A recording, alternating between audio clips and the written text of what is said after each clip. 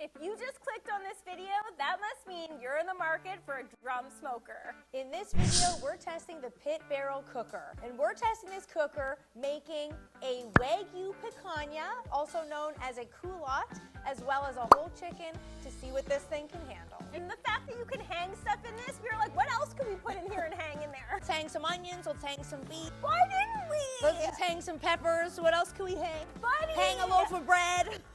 Could you hang a loaf of bread? Gotta start this again. The first thing we're testing this cooker on is the overall appearance, aka the cuteness factor. What did you think?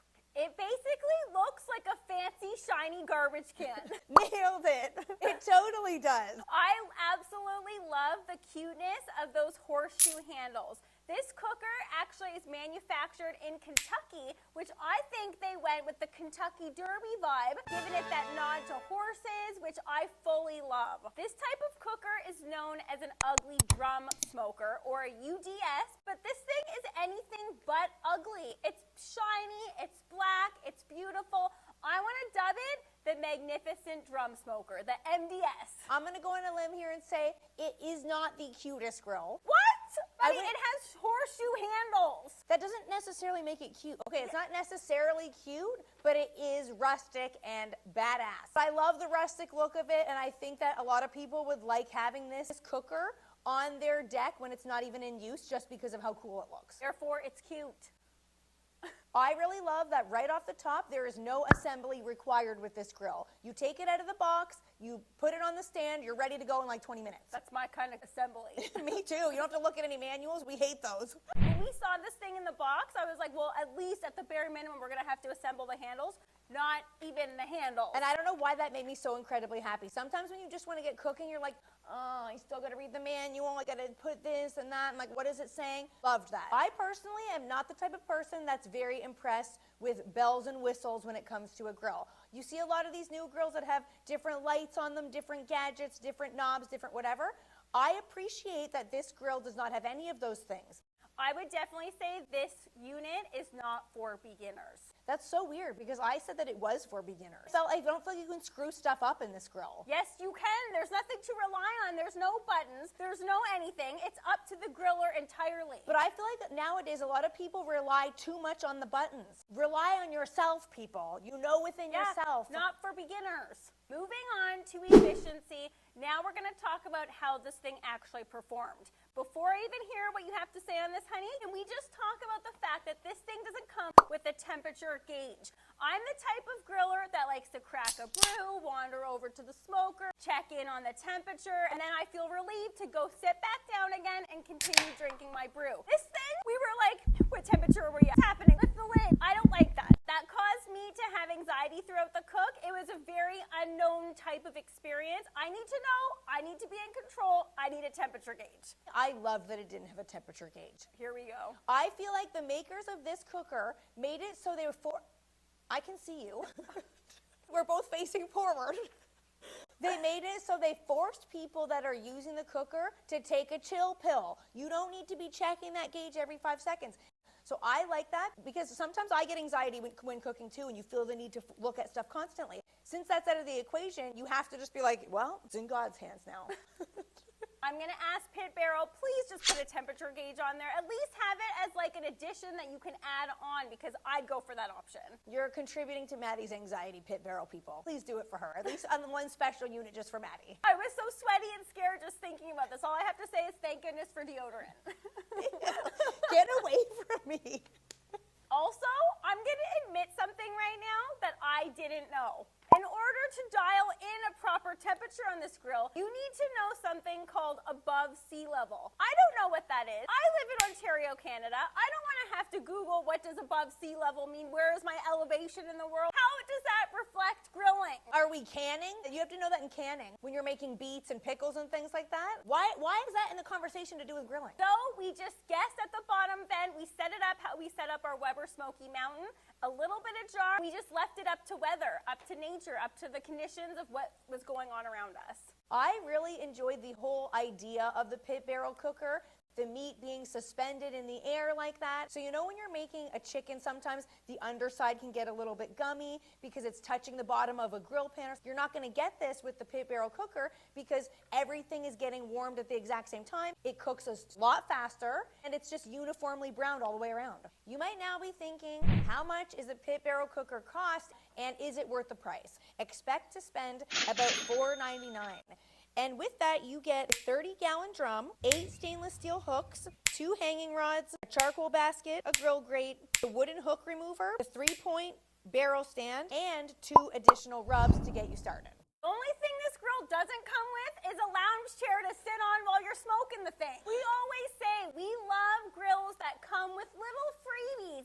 I thought this was totally worth the price. I would have to agree with you. I think that's an absolute bargain for getting all those things with it. Grab some meat, grab the pit barrel cooker, get home. You don't even have to think about the rub. You can be cooking within literally 20 minutes. What grill comes with rub? That is unheard of. Pit barrel, phenomenal idea. I think so many people would be much happier if a grill came with a rub. At first I was wondering, is it worth the price because you can only hang meat in it? You hang some ribs, you hang a chicken. What about if I want to do something like cedar plank salmon or veggies? But they got that covered. That's where that grill grate comes in. So you can literally do anything you do on a regular grill on the pit barrel cooker. Hence why it's called a cooker. They didn't go with the name smoker because you can cook anything on this grill. It's not just a smoker, it's not just a grill, it's both. We actually embarked on our own ugly drum smoker build a couple months ago. That was for a lot cheaper. However, the entire time we kept thinking, what chemical was contained in this drum before? Was it a dead body, like a liquid dead body? Like we just literally were like, what has been in here? Is it toxic? With this, you get that feeling of cooking with the drum, but you know it's safe because it is coated in enamel so you don't actually have to season it, and you know the rebar is safe. When you're cooking with different metals, you have to keep that in mind. Rocking in and rolling right over to Happiness Vibe because you guys know we test all of our grills based on Happiness Vibe because certain grills sometimes just take it to the next level and make you extra happy. And at the end of the day, is that not what this is all about? Why are we outside cooking when we can be making food on the stove for half the time? Yeah. This cooker made me super happy. I don't know if it's because it feels so primal where you're just hanging stuff over fire on hooks. It's just so basic. I love that it has no gauges and no knobs and no anything. You're literally just relying on the exterior of the unit and the hooks themselves. Super happy. I was super happy using this grill because my nose especially was super happy.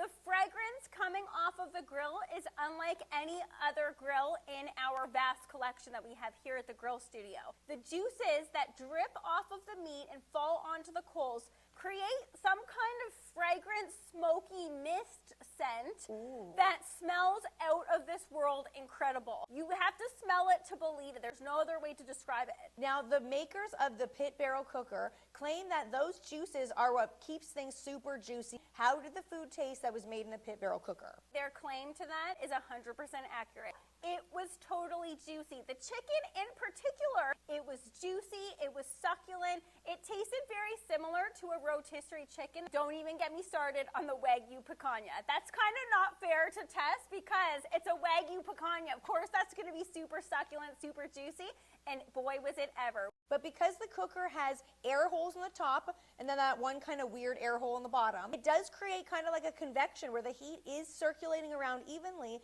and it does cook the meat evenly. Also, it made me super happy that this thing doesn't require a water pan. It is so hard to remove that thing. You're sloshing, you're slipping, there's grease, there's fat. It's so hard to take out. And that also leads to a much easier cleanup. You're supposed to line it with foil. You don't get the really heavy duty foil. It ends up breaking anyway, so you have to wash it anyway. Sometimes you forget it's in there, then you go to do your next cook and you're like, oh my goodness, what is in there? There's like fuzzy blue mold on top of it. An animal has like got its prints in it from the grill studio. There's like chipmunks in here sometimes.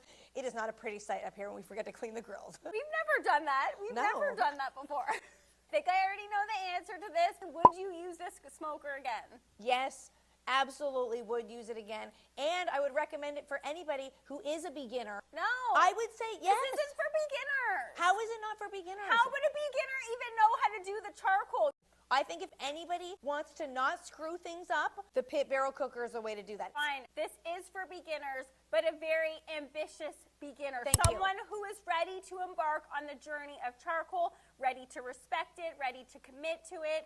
But that's a very few, that's a small group of beginners. Not everybody's going to want to do that. I would say if you're a beginner, invest in a good digital probe that you can add in that's attached to something off to the side that you can look at, so you don't have to keep lifting the lid. But I definitely would say it's great for beginners. I think even just the look of it alone, people will enjoy having on their deck because Yes. it looks so cool. I would definitely use this again. And you know what? I'm going to throw a little curveball in there. This is a portable grill. It's light. I would pack that up in my SUV. I would bring that camping. I think it's just not considered a portable grill because it's big. All the portable grill manufacturers, they got it down to a tiny size, but yet it weighs 500 pounds. That's true. This is big and weighs like 30 pounds. It's clean. You could stuff stuff in it while you're traveling. Room. Who knows how to pack a car, everybody? Put your clothes in it. It might smell a little bit greasy, but who cares? We smell greasy all the time. Thanks for watching, BBQ Family. If you guys aren't done with us yet, which if you're not, thanks for staying around. No, stop tickling me. Watch where you're aiming. Check out this next video. It's all about the big green egg kitty Max. That thing's portable, but she's heavy, but she's worth it. She's totally worth it.